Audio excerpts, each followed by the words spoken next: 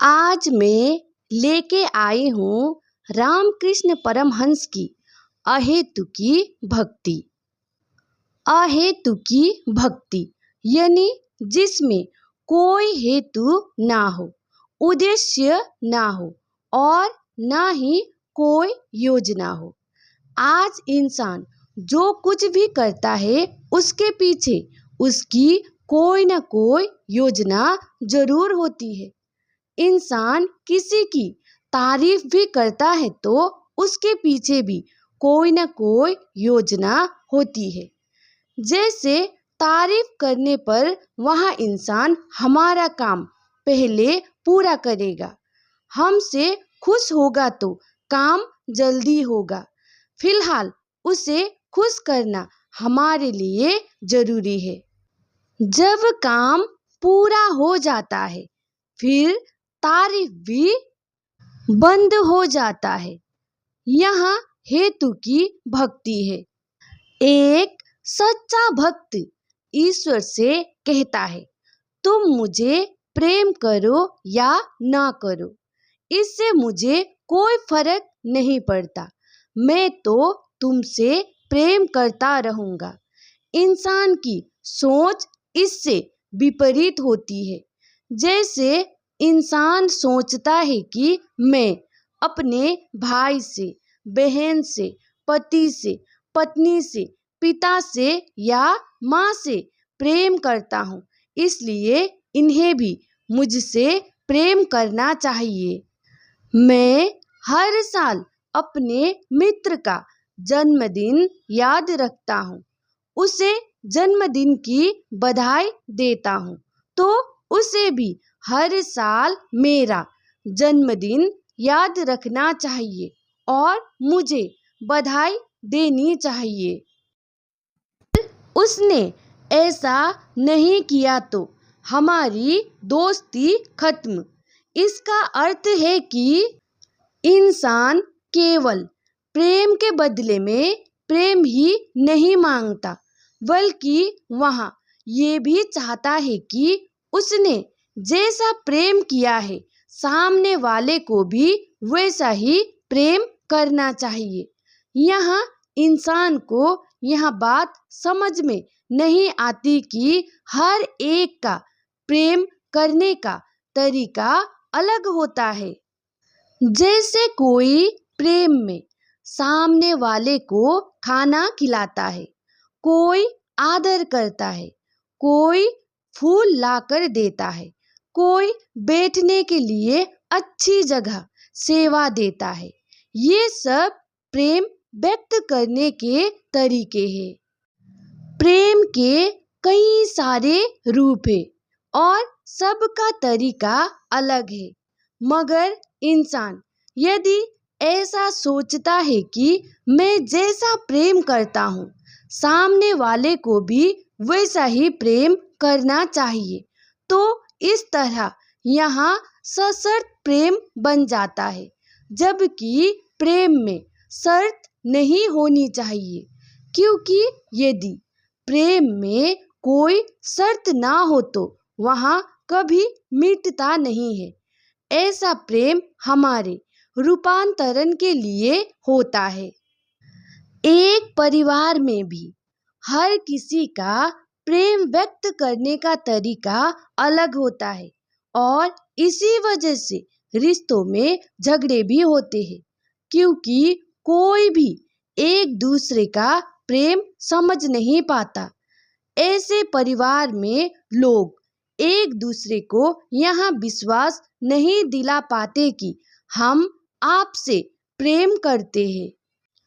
इंसान सोचता है कि अगर सामने वाला भी मुझसे प्रेम करता तो वह मेरे लिए क्या क्या नहीं करता, बिना बोले मेरे मन की बात समझता, मेरी जरूरतें समझता। लोग इस चक्कर में पड़कर कि सामने वाले को खुद ही ये सब बातें समझनी चाहिए, वे जीवन भर के लिए रिश्तों में दूरियां ले आते हैं। इंसान को यहाँ समझ में नहीं आता है कि वहाँ जो सोच रहा है वहाँ सोच ही गलत है। इसी सोच के कारण लोग ईश्वर का आभास नहीं कर पाते हैं, क्योंकि उनके और ईश्वर के बीच में अहंकार की बुद्धि आ जाती है। अहंकार कहता है कि मैंने जो चाहा वहाँ नहीं हुआ, अब मैं फला काम कभी नहीं करूँगा, अब मैं ऐसी भक्ति कभी नहीं करूँगा, इससे तो मेरा नुकसान ही हो रहा है। लोग मुझे पागल समझ रहे हैं। इसी सोच के कारण इंसान असली भक्ति को कई बार पहचान भी नहीं पाता है।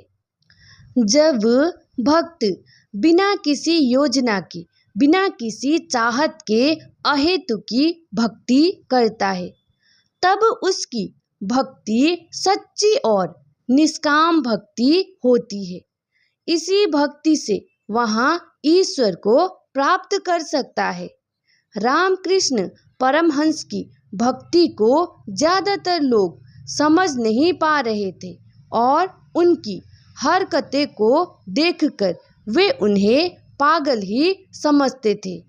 उस समय लोगों को यहाँ देखने की उत्सुकता भी थी कि रामकृष्ण परमहंस किस तरह के पागल है।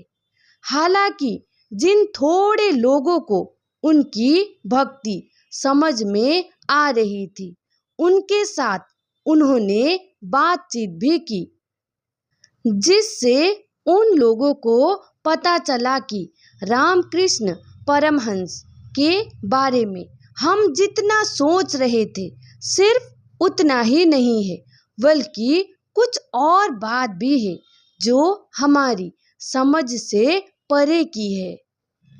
वे निरंतर अहेतु की भक्ति करते रहे।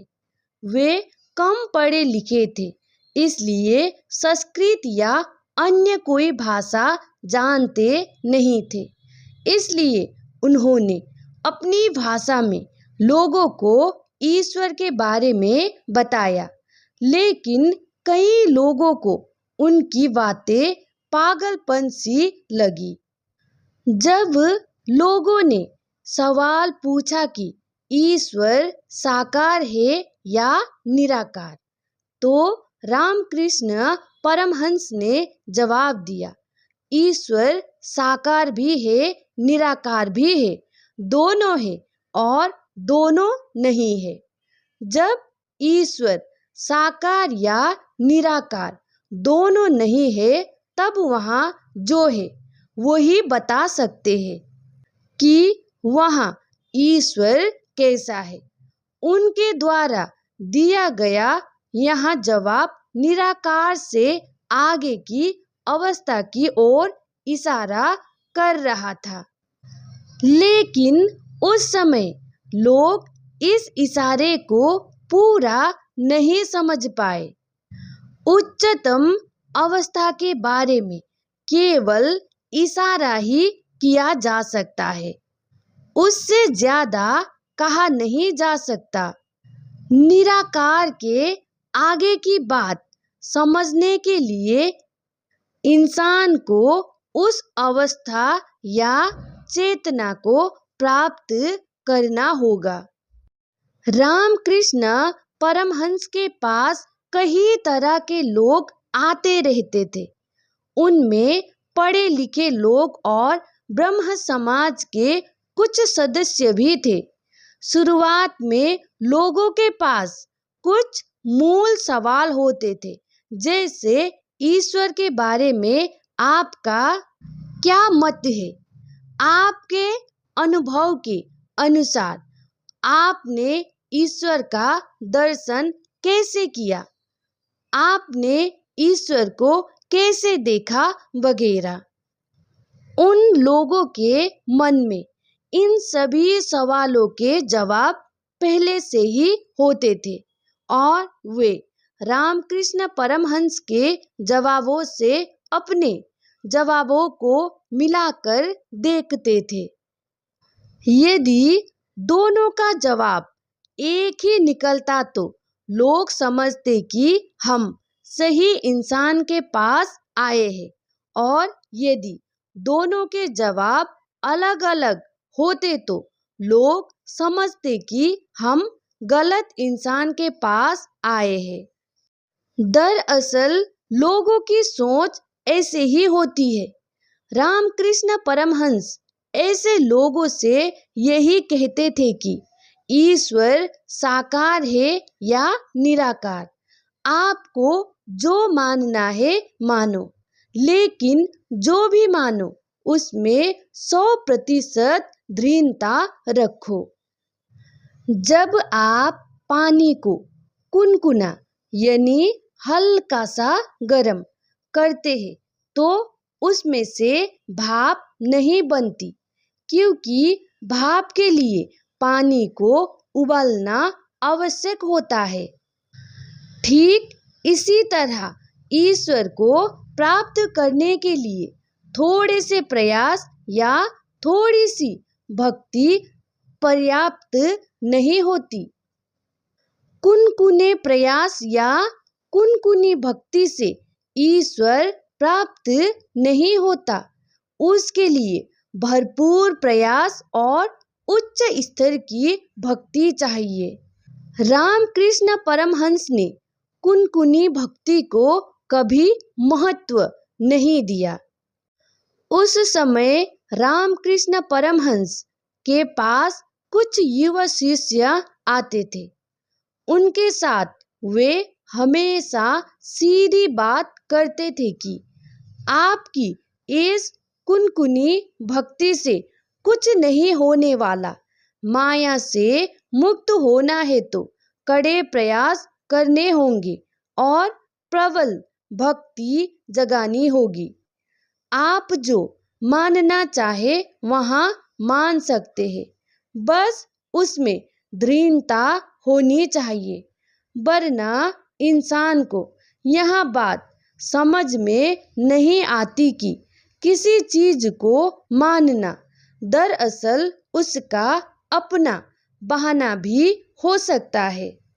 रामकृष्ण परमहंस को इस बात की फिक्र नहीं थी कि उनकी सीधी बात सुनकर कोई शिष्य सत्य का रास्ता ना छोड़ दे या फिर कहीं ईश्वर को पाने की उम्मीद ही ना छोड़ दे। वे हमेशा सीधी बात करते थे। जो लोग उनकी बातें समझ पाते थे, केवल वही ज्ञान प्राप्त करके आगे बढ़ते गए। इंसान अपनी इंद्रियों से ईश्वर को देखना चाहता है। उसे लगता है कि अगर वहाँ एक बार ईश्वर की आवाज सुन लेगा तो उसे पक्का हो जाएगा कि ईश्वर का अस्तित्व भी होता है। इसका अर्थ ही वहाँ ईश्वर को भी अपने जैसा ही समझ लेता है। उसे लगता है कि ईश्वर भी बोलता रहेगा, उसकी आवाज कितनी मधुर होगी। ऐसे लोगों को रामकृष्ण परमहंस ऐसा सीधा और सटीक जवाब देते थे कि उसे सुनकर लोगों को लगता था कि वे बचकानी और पागलपन भरी बातें कर रहे हैं। जैसे रामकृष्ण परमहंस के पास जो भी नए लोग आते, उनका अक्सर एक सवाल होता था कि ईश्वर साकार है या निराकार। नए लोगों की शुरुआत इसी सवाल से होती है। इस सवाल पर रामकृष्ण परमहंस का जवाब होता कि ईश्वर साकार भी है और निराकार भी। वह जवाब सुनकर लोग पूछते कि वह कैसे हो सकता है, ईश्वर साकार और निराकार दोनों कैसे संभव है। फिर रामकृष्ण समझाते कि इंसान भी कभी कपड़ों में रहता है और कभी बिना कपड़ों के। जब वहाँ गुसलखाने में नहा रहा होता है तो बिना कपड़ों के होता है, और जब बाहर है तो कपड़ों में रहता है। ईश्वर भी ऐसा ही है, कभी वहाँ गुणों के कपड़े पहनता है तो कभी निर्गुण निराकार होता है। इस तरह रामकृष्ण परमहंस बच्चों जैसी मासूमियत के साथ जवाब देते थे। एक दिन रामकृष्ण परमहंस से मिलने उपेंद्र नाम का इंसान आया। उपेंद्र वैज्ञानिक बुद्धि रखने वाला इंसान था। उसने आते ही रामकृष्ण के सहयोगी से कहा कि मुझे रामकृष्ण परमहंस से 3 सवाल पूछने हैं। यह सुनकर सहयोगी को खुशी हुई, क्योंकि इस बहाने आज उसे भी रामकृष्ण परमहंस से 3 सवालों के जवाब सुनने को मिल जाएंगे। इसलिए उसने उपेंद्र को अंदर बिठाया और अपनी बारी आने की प्रतीक्षा करने को कहा। उपेंद्र ने देखा कि उससे पहले वहां पर और भी कई लोग आकर बैठे हुए हैं। कुछ देर बाद जब उपेंद्र की बारी आई तो उसने अपना सवाल पूछा। आप कहते हैं कि ईश्वर साकार भी है और निराकार भी है, लेकिन ऐसा कैसे संभव है? इस सवाल के जवाब में उसे एक उदाहरण बताया गया कि पानी को आप जिस बर्तन में डालते हैं वहाँ वैसा ही आकार लेता है, लेकिन जब पानी किसी बर्तन में नहीं होता तो वहाँ निराकार होता है। पानी बर्फ भी बन सकता है और भाप भी। ईश्वर भी ऐसा ही है, वहाँ कभी आकार में रहता है तो कभी निराकार में। रामकृष्ण द्वारा मिले इस जवाब को सुनकर उपेंद्र उठकर जाने लगा। वहां देखकर सहयोगी को समझ में नहीं आया कि उपेंद्र बीच में से उठकर क्यों जा रहा है। सहयोगी को लगा कि शायद वहां रामकृष्ण परमहंस के जवाब से संतुष्ट नहीं हुआ, इसलिए वहां उपेंद्र के पीछे पीछे गया और उसे रोककर पूछा, आप तो 3 सवाल पूछने वाले थे, लेकिन आपने सिर्फ एक ही सवाल पूछा और बीच में ही उठकर आ गए। क्या आपको बाकी के 2 सवाल नहीं पूछने हैं? यह सुनकर उपेंद्र ने जवाब दिया, इस एक सवाल का जवाब पाकर मुझे अपने 2 अन्य सवालों के जवाब भी मिल गए हैं। जैसा उपेंद्र के साथ हुआ, सत्संग में लोगों के साथ ऐसा ही होता है। वहाँ उन्हें अपने सवालों के जवाब स्वतः ही मिल जाते हैं। लोग अपने अपने मार्ग पर आगे बढ़ते हुए ईश्वर की खोज करते हैं।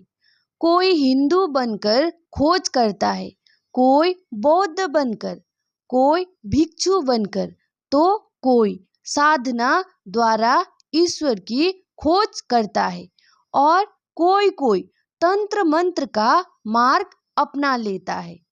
इस बारे में रामकृष्ण परमहंस कहते हैं कि जिस घर में प्रवेश करना चाहते हैं उसमें आप दरवाजे से भी अंदर जा सकते हैं, खिड़की से भी, और घर के ऊपर जो चिमनी लगी होती है उससे भी। इन तीनों मार्ग से आप एक ही जगह पहुंचने वाले हैं। इसी तरह ईश्वर को प्राप्त करने के भी कई अलग अलग मार्ग हैं और हर मार्ग से आप अपनी मंजिल पर ही पहुंचते हैं। यदि ईश्वर की महिमा को समझना है तो आपको उसके नजदीक जाना होगा। जैसे जब आप आसमान में चांद या सूरज पर नजर डालते हैं तो वे आपको किसी तस्तरी जैसे दिखाई देते हैं, लेकिन इससे आपको चांद और सूरज की महिमा के बारे में कुछ पता नहीं चलता।